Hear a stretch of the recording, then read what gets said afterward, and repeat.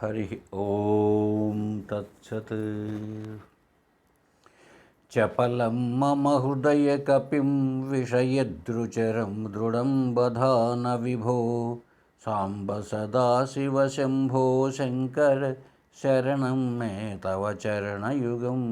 శంభో శంకర, నా హృదయము అనేటువంటి కోతి చపలమైనది. అది శబ్దస్పర్శాది విషయాలు ఉన్నాయే వాటిపైన ఆ చెట్లపైన సంచరిస్తూ ఉంటుంది. తండ్రి, నీవు ఆ కోతిని బంధించుము. సాంబశివ, నీ చరణయుగ్మమే నాకు శరణము. హరి ఓం తత్సత్. మనం వేదాంత బాలబోధ చెప్పుకుంటున్నాం. అవస్థాత్రయ ప్రక్రియ, అవస్థాత్రయ సాక్షి ఆత్మ అనేటువంటి దాన్ని బాగానే చర్చించుకుంటున్నాం. ఇక్కడికి వచ్చేటప్పటికి అందరికీ లోకంలో ఒక పెద్ద డౌట్ ఏంటంటే, వీళ్ళేదో 3 అవస్థ సాక్షి ఆత్మ అంటున్నారు, మన అనుభవంలో అలా కనిపించడంలే. ఎందుకు? జాగ్రత్త అవస్థే సత్యము, ఈ కళ అనేది ఏదో మనం కల్పించుకున్నాం, నేనే నిద్రపోయినాను అనుకుంటూ ఉంటాం. ఆ విషయంగా లోకంలో ఉండే విషయాన్ని చాలామంది భావించేదాన్ని కొంచెం అవగాహనగా మనం చర్చించుకుందామండి. ఇప్పుడు శిష్యులు ప్రశ్న వేస్తున్నాడు. స్వప్నంలో కనబడ్డ వస్తువులు నిద్ర నుంచి లేచిన తర్వాత కనబడడం లేదు, అనుభవింపబడడం లేదు. మరి జాగ్రత్తలోని పదార్థాలైతే మనం ఎన్నిసార్లు నిద్రపోయి లేచినప్పటికీ ఎప్పుడు నిత్యంగానే ఒక రీతిగానే ఉంటున్నాయి, అనుభవింపబడుతున్నాయి. మళ్ళీ ఈయన అనుభవింపబడుతున్నటువంటి పదార్థాలు లేవు, ఎంత మిథ్య, ఎలా చెప్పండి? అలాగే మీరు ఈ విషయాన్ని ఇప్పుడు జాగ్రత్తలోని విషయాలు, జాగ్రత్త, స్వప్న, సుషుప్తి 3 మిథ్య అంటున్నారు. బాగానే ఉంది. స్వప్నంలోని మిథ్య అయితే నమ్ముతాము, కానీ జాగ్రత్తలోను ఎట్లా? కాకపోతే ఇంకొక మాట అంటారు మీరు, కళ వంటిదే జాగ్రత్త కూడా అని. సరే, ఈ విషయంగా కొంచెం అర్థమయ్యేటట్టుగా చెప్పండి అని ప్రశ్న. ఈ ప్రశ్నకు సమాధానంగా స్వామి ఏం చెప్తున్నారో చూడండి. అయినా ఈ జాగ్రత్త అంటే మెలకువ, స్వప్నం అంటే కళ, ఈ రెంటికి పోలికలు భేదాలు సాధారణంగా మనం అందరం అనుకునేది ఏంటంటే, ఆ కళలో కనపడేది అక్కడ అనుభవిస్తామే మనం, ఇదంతా అసత్యమని. ఈ మెలకువలో కనబడేది అనుభవించే మాత్రమే సత్యమని అనుకుంటూ ఉంటాం. ఇప్పుడు మనం శాస్త్రం ఏం చెప్తున్నది, మన అనుభవంలో ఎలా ఉందో విచారణ చేస్తే ఎప్పుడైనా బోధపడుతుంది కదా. ఉపనిషత్తులు ఏం చెప్తున్నాయి చూద్దాం. యదా స్వప్న ప్రపంచోయం మయి మాయా విజృంభితః తథా జాగ్రత్త ప్రపంచోయం మయి మాయా విజృంభితః. చూడండి, స్వప్న ప్రపంచంలో ఎలా అయితే అది మాయగా సృష్టించబడినదో,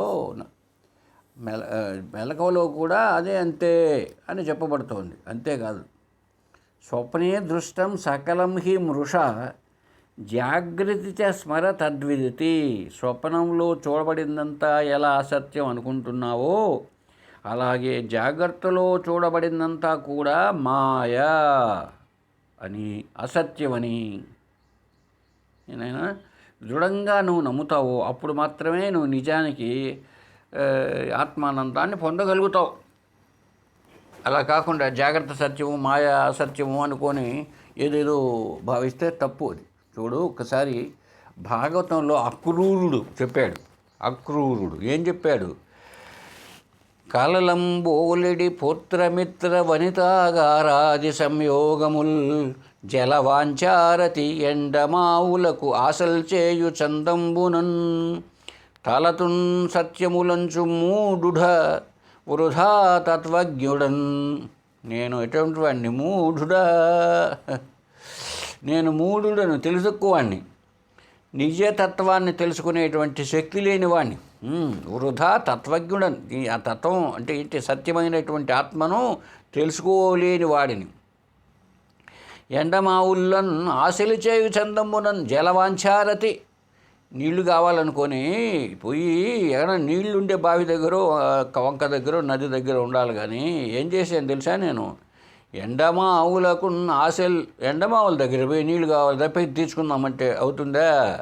అలాగే ఏమి వాస్తవంలో కలలో కనపడే వస్తువుల మాదిరిగా కలలంబోలిడి కలలో ఎన్నో కనపడుతూ ఉంటాయి మనకు. ఆ మాదిరినే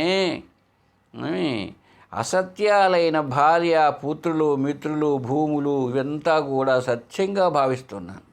ఎట్టేటోళ్ళు తెలిసిన వాళ్ళంతా కలలంబోలుడు. కల్లో కూడా భార్య రావచ్చు, పిల్లోళ్ళు ఉంటారు. కళ్ళలో ఇంకొక భార్య, ఈ భార్య బాగలేకపోతే ఏమి అలా ఈ సత్యంగా భావిస్తూ వీటి వల్ల సుఖం కలుగుతుంది ఏమి జాగ్రత్తలో అంటూ వీటిని సంపాదించుకోవడానికి నా కాలాన్ని, బలాన్ని వృధా చేసుకుంటున్నాను అన్నాడండి. చూడండి భాగవతంలో ఎంత బాగా చెప్పాడు. అంతేకాకుండా ఇంకా ఏం చెప్పాడు తెలిసిన, మాన్పగదవే నానా ధనాగార కాంతాపుత్రాదులతోడి బంధనము భక్తవ్రాత చింతామణి. ఓ కృష్ణ, మాన్పగదవే, నేను ఎంత వద్దనుకున్నా మానుకోలేకుండానయ్యా.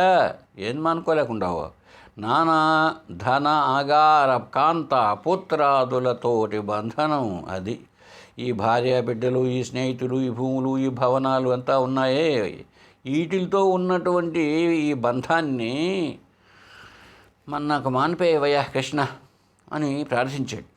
కాబట్టి కళను జాగ్రత్తను పోల్చుకొని మనం అర్థం చేసుకోవాలి. అంతా చూడండి, కళ ఎంతో జాగ్రత్త కూడా అంతే. ఈ విషయాన్ని మనం బాగా తర్కించుకుందాం. కల్లో మనసు చిత్ర విచిత్రాలైనంత కల్పిస్తూ ఉంటుంది, అదంతా అనుభవానికి ఉంటుంది. జాగ్రత్తలో ఎప్పుడూ సంభవించడానికి వీలైనటువంటి సంఘటనలన్నీ కూడా కల్లో కనపడతాయి. చూసారా ఎట్లా ఉంటుంది తెలిసినా? కల్లో నీ భుజాల మీద నీవే ఎక్కిపోతున్నట్లు. దీన్ని స్వాంస ఆరోహణం అంటారండి. అంతేకాదు, అంటే నీ భుజాల మీద నువ్వే కూర్చొని పోవడం కుదురుతుందండి, మరి కళ్ళ కనిపిస్తుంది. అలాగే మనం చచ్చిపోయినట్లు మన శవాన్ని శ్మశానికి తీసుకుపోతుంటే, మళ్ళా తీసుకుపోతున్నారనుకో, మళ్ళీ మనం కూడా ఆ నరక వెనకాల అంతా పోతూ ఉంటారు మనుషులు, వాళ్ళలో మళ్ళీ మనం ఉంటాం. అంతా పోతున్నట్టు రకరకాల కళలు వస్తూ ఉంటాయి కదా. కొంతమంది ఏమనుకుంటారంటే బయట ప్రపంచంలో మనం ఏం చూస్తుంటామో అవే కళ్ళలోకి వస్తాయి అనుకుంటూ ఉంటారు చాలామంది. కానీ ఈ మాట పూర్తిగా సత్యం కాదు. ఏది బయట ప్రపంచంలో మనం చూసినవన్నీ కళ్ళకి వస్తాయనేది పూర్తిగా అప్పుడప్పుడు ఈ జాగ్రత్త ప్రపంచంలో సంభవించడానికి వీళ్ళేనేటి కూడా కనివిని ఎరుగని అవి కూడా వస్తుంటాయన్నమాట కల్లో. ఇదంతా మనస్సు యొక్క ఇష్టం. మనసు ఏదైనా వస్తువును కానీ సంఘటన కానీ అది భావించాలంటే అది ఆ భావించడానికి వీళ్ళేనేటి కూడా భావిస్తూ ఉంటుంది. అది మనసు లక్షణం. లేదని కల్పించే శక్తి దానికి ఉంది. అందుకే కదా మనసు అంటే మాయ అన్నారు. అలా జాగ్రత్తలో కూడా ఎలా ఉంది చూద్దాం. జాగ్రత్త అవస్థలో ఏ వస్తువు ఏ సంఘటనలు వాస్తవంలో లేనివి అయినప్పటికీ, చతుర్ముఖ బ్రహ్మగారు సృష్టి చేయకపోయినప్పటికీ జాగ్రత్త అవస్థలోనండి మనసు ఊరికే వాటిని ఉన్నట్లు భావం చేస్తుంది.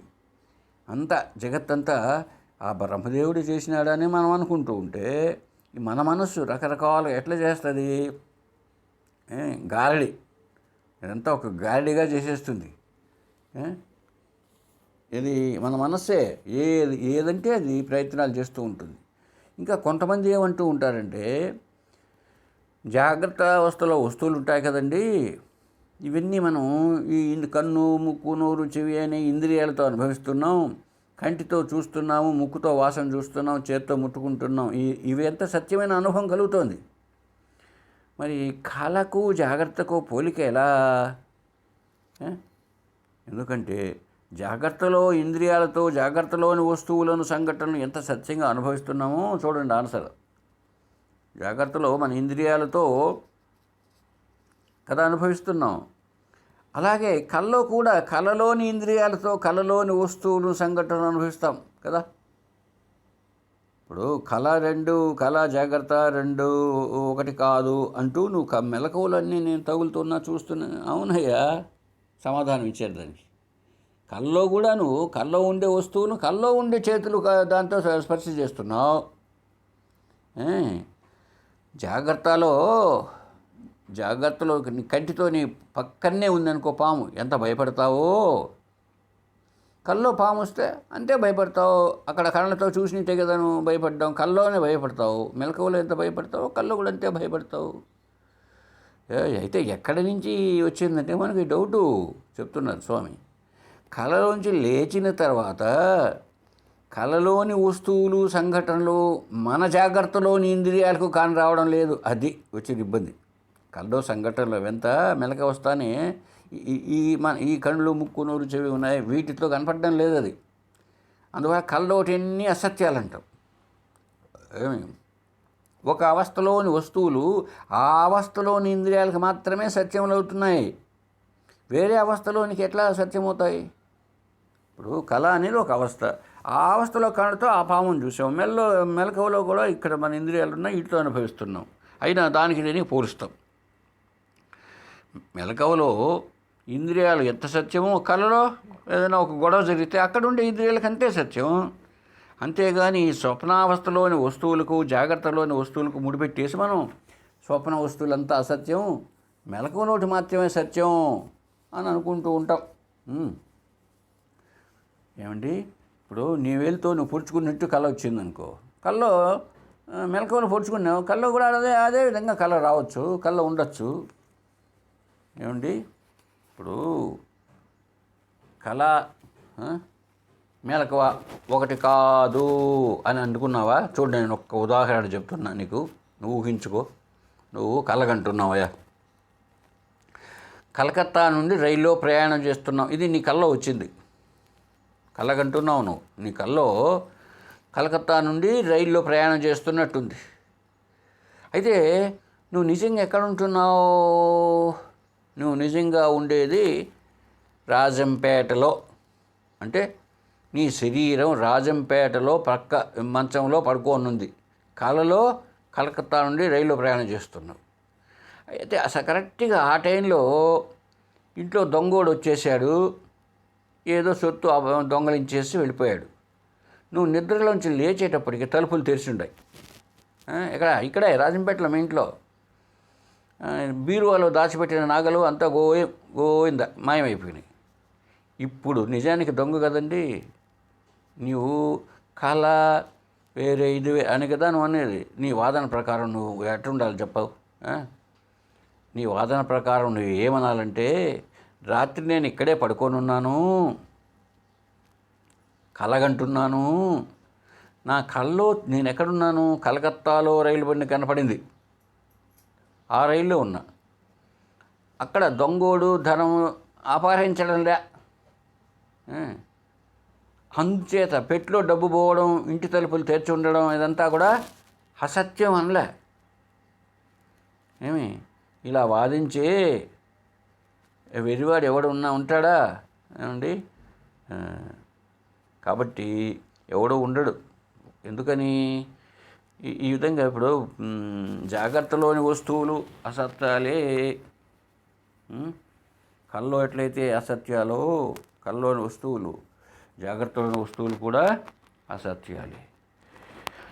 ఏ అవస్థలో సంఘటనలు, ఆ అవస్థలో ఆ ఇంద్రియాలకు మనసు తాత్కాలికంగా సత్యంగా కనపడతానే ఉంటాయి. కాబట్టి ఒకదాన్ని తీసుకుపోయి ఇంకొక దానికి ముడిపెట్టి అది సత్యం ఇదని కాదు. ఇంకా కొంతమంది ఏమంటారంటే, కల్లో కనబడే వస్తువులు కలగనే వానికి మాత్రమే కనపడుతున్నాయి, తక్కిన మేల్కొన్న వారికి కనపడడం లేదు కదా.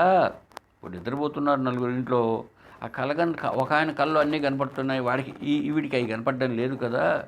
మెలకువైతే అందరూ మెలకువైతే మెలకువలోటి అందరికి కనపడుతూ ఉండాలి కదా, కనపడుతూ ఉంటాయి మెలకువలో.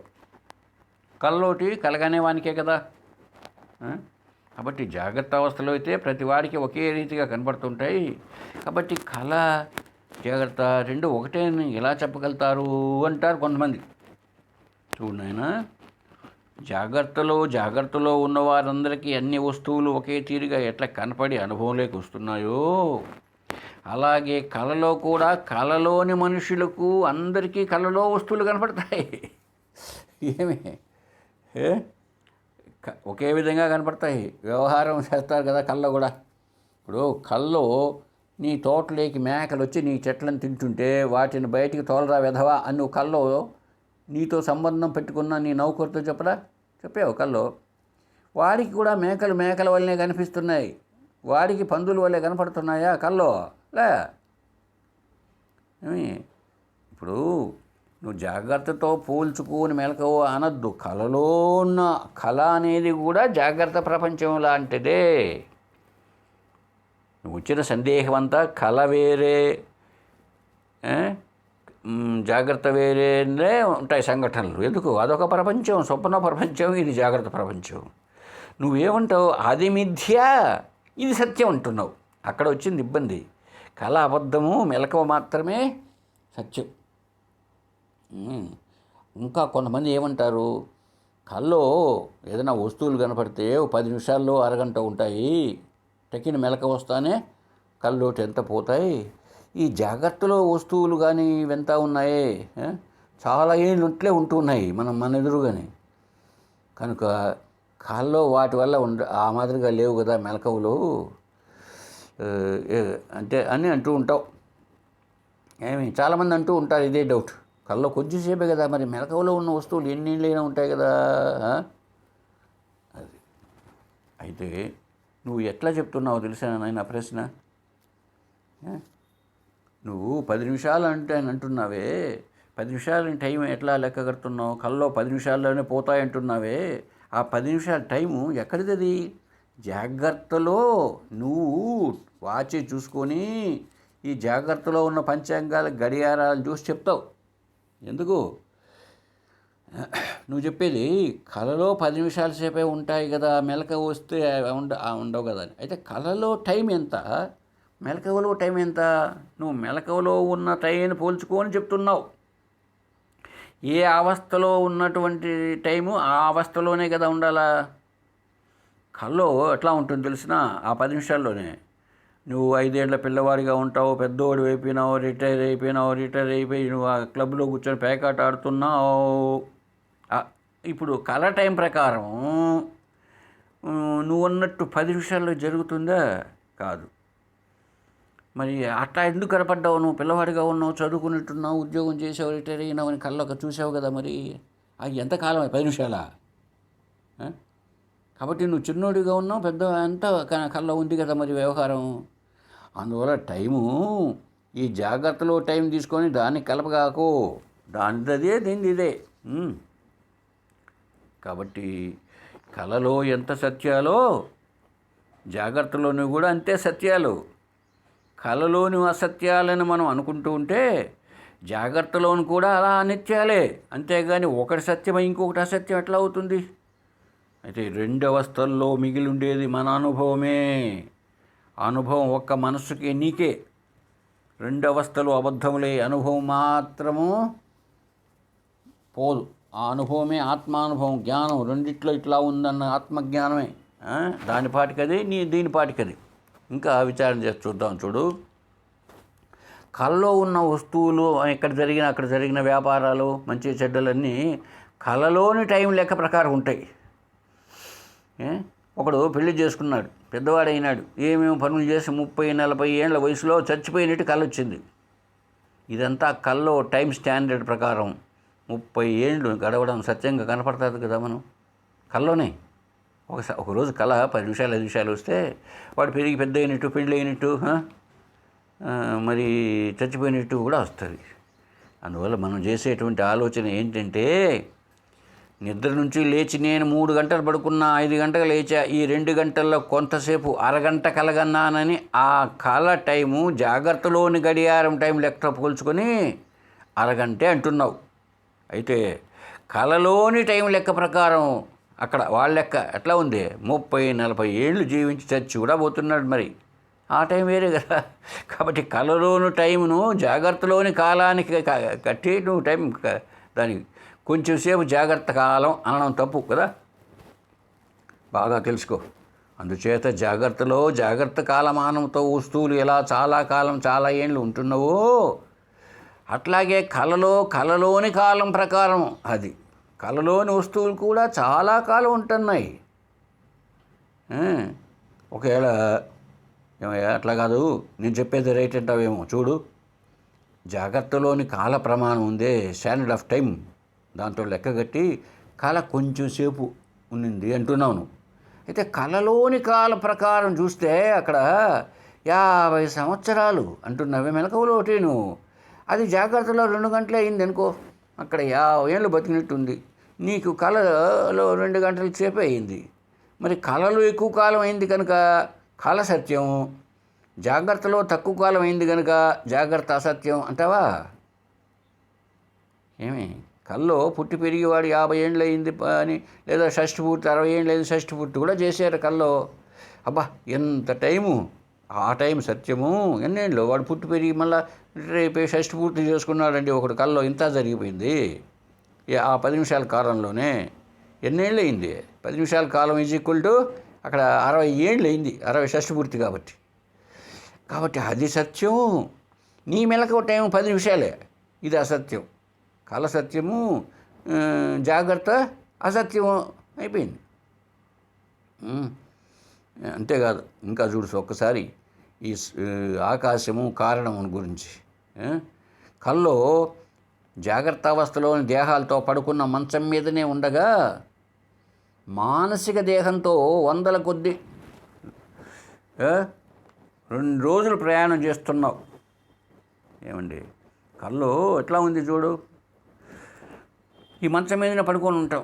అయితే మనస్సు కల్లో ఏం చేసింది, కల్లో 2-3 రోజులు ప్రయాణం చేస్తున్నట్టు, అక్కడ తుఫాను ఏమో వస్తే రైలు బండి 2 రోజులు ఆగిపోయింది అనుకో, అన్నీ కూడా కల్లోని టైం ప్రకారం సత్యంగానే కల్లో అనుభవిస్తున్నాం. కల్లోని ప్రమాణం కల్లో కన్నవి సత్యాలుగానే ఉన్నాయి, కానీ జాగ్రత్తతో పోలిస్తే అది సత్యం. జాగ్రత్తతో పోల్చినప్పుడు సత్యం దీంతో. మరి స్వప్నంతో పోల్చుకొని చూడు, ఇది సత్యం, జాగ్రత్త అవస్థ అసత్యం అయిపోతుంది.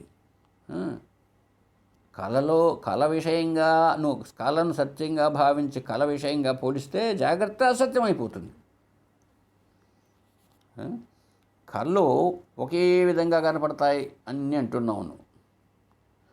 అవి వస్తువులు మెలకువలో చాలా కాలం ఉంటాయి కదా, కళ్ళు అంత 10 నిమిషాలు కూడా ఉండవు కదా ఆ వస్తువులు అంటావు నువ్వు. ఏం లేదు నాయన, 2 ఒకటి. ఆ కళ యొక్క టైము నువ్వు జాగ్రత్తలో మరి ఎన్నిసార్లు నిద్ర నుంచి లేచినా కానీ ఆ కళ అట్లే ఉంటాయి కదా, కళ ఈ వస్తువులన్నీ అట్లే ఉంటాయి కదా, ఎన్నిసార్లు లేచినా ఇంట్లో ఉండే వస్తువులు అలాగే ఉంటాయి కదా. మరి కల్లో ఈరోజు కలగన్నా రేపు కల్లో అట్లా ఉండవు కదా, రేపు కల్లో ఇదే వస్తువులు వస్తాయనడానికి వీలు లేదు కదా అంటావు అనుకో. కళలోని వస్తువులు కూడా అవి కూడా నియమబద్ధంగా, అక్కడ కూడా కల్లో కూడా నువ్వు నిద్రపోయినట్టు కళ్ళ వచ్చి కల్లో మేల్కొన్నప్పటికీ మీ పెద్ద పిల్లోడికి 20 ఏళ్ళు వచ్చి బీఎస్సీలో ఉంటున్నట్టు అంతా కూడా వచ్చేసిందంతా. ఎంత నియమబద్ధంగా లేవు కల్లో, వాళ్ళకు పుస్తకాల్లో పాఠాలు చదువుకున్నట్టు ఎంత కళ్ళ వచ్చిందనుకో, అది నియమబద్ధంగానే ఉంది. ముసలి ఆయన చిన్న పిల్లోడిగా అయిపోయి కుంటుకుంటా పడిపోయినట్టుగా ఏం లేదు కదా, అక్కడ పిల్లవాడు నీకు 3 పిల్లోళ్ళు ఉన్నట్టు ఎంత ఆ స్థాయిలో చూడు నియమబద్ధంగా ఉన్నాయి అంతే. ఇప్పుడు అసలు అంతవరకు వద్దయ్యా బాబు. మెలకువలో నీకు దప్పికయింది రాత్రుల పూట లేదా పగలు జాగ్రత్త అవస్థలో ఏం చేస్తావు, ఇంట్లో ట్యాప్ తిప్పి ఆ నీళ్ళు వస్తూ ఉంటే కొళాయిలో తాగుతావు, దప్పిక సరిపోయింది. మరి కల్లో కూడా దప్పిక అయిందనుకో వాడికి, కల్లో ఉండేవాడికి, వాడు కూడా అక్కడ కల్లో ఉండే కొళాయిలో నీళ్ళు తాగుతాడు. కల్లో ఉండేవాడికి దప్పికైతే కల్లో ఉన్న ట్యాప్ తిప్పి నీళ్ళు తాగుతాడు, మెలకువలో ఉన్నవాడికి దప్పికైతే మెలకువలో ఉన్న ఇక్కడ ఇంట్లో ఉన్న కొళాయిని తప్పి తాగుతాడు. అంతే, క్రమబద్ధం లేదా? కాబట్టి అవి 2 సమానమే. జాగ్రత్తలో ఉన్నవాడు పోయి కొళ దప్పికైతే అక్కడ తాగడం తప్పు, అక్కడ ఉండేవాడు ఇక్కడికి రావడం అనేది లేదు. ఇంకా అసలు తర్కబద్ధంగా ఆలోచిస్తే ఆదావంతేచి ఎన్నాస్తి వర్తమానేపి తథదా, ఏదైతే మొదట్లోనూ అంతంలోనూ లేదో అది మధ్యలో కూడా లేదు. ఇప్పుడు కళ మొదలు కాకముందు కళ లేదు, కళలోని వస్తువులు లేవు. అంతం అయిపోయిందనుకో, కళ పోయి లేచావు, అప్పుడు కళ లేదు, ఆ వస్తువులు లేదు. మధ్యలో ఉన్నది ఏదే కళ, సత్యం కాదు. అవును కదా. అలాగే జాగ్రత్త అవస్థ కూడా మొదలు కాకముందు జాగ్రత్త లేదు. ఈ దేహేంద్రియాది వస్తువులు లేవు, అంతమైపోయిన తర్వాత కూడా లేవు. ఒకసారి ఆలోచించి చూడు. నువ్వు పుట్టకముందు దేహేంద్రియాలు లేవు, చచ్చిపోయిన తర్వాత ఈ దేహము ఇంద్రియాలు అనే మాట ఏమీ ఉండదు. మధ్యలో మాత్రం ఎంత ఉంది జాగ్రత్త అవస్థ అంతా. పుట్టకముందు శరీరం లేదు, చచ్చిపోయిన తర్వాత ఉండదు. మధ్యలో మాత్రం ఈ శరీరం ఇవన్నీ సత్యమా? సత్యం అనుకుంటున్నావు, నువ్వు అనుకుంటున్నావు అంతే. కాబట్టి అలా కాదు. ఎవరు మరి సత్యము? సాక్షి అయిన ఆత్మ ఉన్నావే, అది సత్యం. కళలో ఉన్న తైజసుడు అనబడే జీవుడు, మెలకువలో జాగ్రత్తావస్థలో విశ్వడు అనే జీవుడు ఎంత కూడా అనుభవానికి విరుద్ధము, శాస్త్రానికి విరుద్ధము, తర్కానికి సంబంధం లేదు. నీవు సత్యం, అవి సత్యం కాదు. కాబట్టి ఏం చెప్తున్నామంటే, కళ ఎలాగైతే మెలకువలో ఉన్న నీవు మెలకువలోకి వచ్చిన తర్వాత అంటే ఏమిటి? జ్ఞానం పొందేవు, నీ అసలు స్వరూప జ్ఞానం పొందేవు మెలకువలోకి వచ్చి. ఒరే నేను పలాని ఆఫీసర్ని కదా, కలెక్టర్ని కదా నేను అని తెలుసుకున్నావు. కళ్ళలో బిచ్చగాడిగా కదా ఉన్నావు. ఇప్పుడు తెలుసుకున్నావు మెలకు వస్తానే ఒరే అని. ఇప్పుడు నీ స్వరూపం తెలిసి వస్తే అది మిథ్య అయింది. అలాగే జాగ్రత్త అవస్థ కూడా ఒక్కసారి చచ్చిపోయిన తర్వాత కాదు, మెలకువలోనే నువ్వు జ్ఞానాన్ని పొందితే అప్పుడు తెలుస్తుంది నీ స్వరూపం ఏమిటో. నేనైనా కాబట్టి ఏంటి చేయాలి? నువ్వే సత్యం. జాగ్రత్తల అవస్థలో ఉన్నావు, నిద్రలో ఉన్నావు, స్వప్నంలో ఉన్నావు, ఇది నీ అనుభవం. కాబట్టి నీవే సాక్షివైనవా, నీవే. ఈ ప్రపంచమంతా బయట లేదు, అంతా కళలో వలె మనశ్చేత కల్పితమైనదే, నీ మనసులోనిదే. ఎలా అయితే జాగ్రత్తలో నీ మనశ్చేత కల్పించిన ప్రపంచమే కళలో అలా కనిపిస్తున్నది అంతే. ఇప్పుడు ఇంకా విచారణ చేసి చూద్దాం. చూడు, ఒక్క మాట ఎంత సత్యమో ఈ రెండు. ఒక్కసారి చూడు, అనుభవంలో, మన జీవిత అనుభవంలో అవుతుంది. సపోజ్ నీకు దగ్గర బంధు ఎక్కడో కడపలో చనిపోయేనట్టు, ఏమండి, వాడు బాగానే బ్రతికే ఉన్నాడు. ఒక లెటర్ వచ్చింది, వాడు చనిపోయినాడని ఎవడో పంపించాడు. నువ్వు ఏం చేసావు? ఇక్కడ కూర్చో ఇంట్లో ఏడ్చావు. అయితే వాడు నిజంగానే బతికే ఉన్నాడు. ఇక్కడేదో పొరపాటు జరిగి లెటర్ వచ్చింది చనిపోయినట్టుగా. వాడు బ్రతికే ఉన్నా చచ్చిపోయినాడని ఏడుస్తున్నావు. నిజానికి మళ్ళీ విచారించుకొని ఒరే కాదురా అని తెలిసింది. సరే, ఇది బాగానే ఉంది. ఇంకొక చిన్న విషయం చెప్దాం. వాడెవడో దూరంగా ఉండేవాడు చనిపోయాడు అనుకో, ఒక తేదీన, 3వ తేదీన ఇప్పుడు చనిపోయాడు. అక్కడి నుంచి అంటే ఈ రోజుల్లో ఫోన్ చేస్తారనుకోండి, ఫోన్లు ఉన్నాయి కాబట్టి ఒకప్పుడు విషయం అనుకుందాం. నీకు తెలిసేటప్పటికి ఫోన్లు లేని రోజుల్లో, ఫోన్ లేని ఊరు అనుకుందాంలే కనీసం. వాడు 3వ తేదీన చనిపోతే నీకు 5వ తేదీనో 6వ తేదీ వరకు నీకు తెలియదు వాడు చనిపోయినట్లు. ఆ 3 రోజులు, 3 నుంచి 6వ తేదీ వరకు మధ్యలో నువ్వేమో ఇంట్లో పండగలు చేసుకుంటున్నావు బాగా. వరలక్ష్మి వ్రతము, కృష్ణాష్టమి పండగ, ఇట్లాంటి పండగలన్నీ చేసుకుంటున్నావు. వాడు 3వ తేదీగా చనిపోయింది. 6వ తేదీ వరకు నీకు అంటూ లేదు, సొంటూ లేదు, ఏమీ లేదు. మరి ఏంటిది మరి ఇంతవరకు ఈ మైల, ఈ అంటూ సొంతులు? కాబట్టి ఇవన్నీ ఈ బయట సంబంధించే సుఖ దుఃఖాలు ఉన్నాయే, ఇవన్నీ సత్యం కాదు. మన మనస్సుకు ఎప్పుడు అందుతుందో, మన మనసు చేత ఎప్పుడు కల్పించబడుతుందో అంతా కూడా ఆ మనసు యొక్క చేష్టలు నాయన, అంత తప్ప ఇక ఏమీ లేదు. అర్థం చేసుకో ఒక్కసారి. ఇంతతో ఆ అవస్థాత్రయ ప్రక్రియను ముగిస్తున్నాం. హరి ఓం తత్సత్.